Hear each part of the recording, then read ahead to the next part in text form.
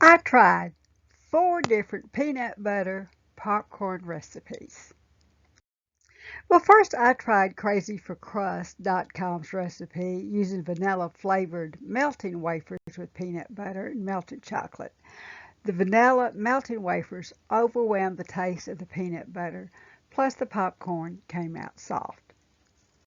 Then I tried Food Network's recipe. Surely Food Networks would have the very best recipe. Peanut butter, corn syrup, honey, vanilla, and sugar, and melted chocolate. Unfortunately, it too made a soft popcorn. Okay, then I found peanutbutter.com, which had basically the same ingredients except without the honey, and with the exception they baked theirs. Yay, crunchy popcorn! It was crunchy, but there really was not enough peanut butter and it did not easily coat the popcorn evenly. Here's their recipe. Here's my recipe. I had to double the peanut butter sauce. Change at what point I added the peanut butter. Now let's make some yummy peanut butter chocolate popcorn.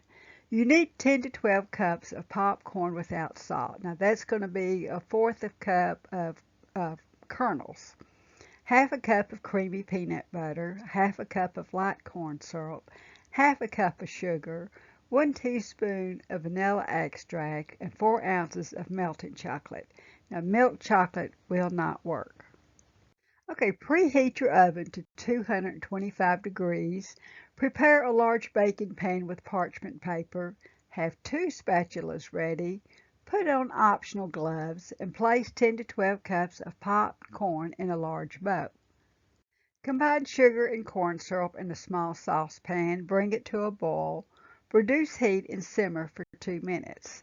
Now stir in your peanut butter and cook until it is completely melted into the corn syrup mixture, and then stir in your vanilla extract.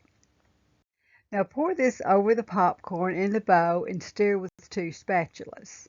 Now optional, or when it is cool enough, use gloved hands to continue to stir and coat the popcorn. Now you want to spread the peanut butter covered popcorn onto a prepared baking pan.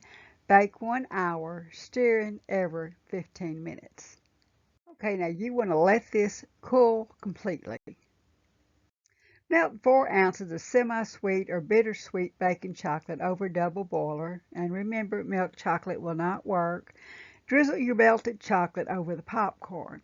Now let it cool, then place the refrigerator to firm up the chocolate. Now store in an airtight container and it tastes great. Like, subscribe, and share so you don't miss any of these recipes.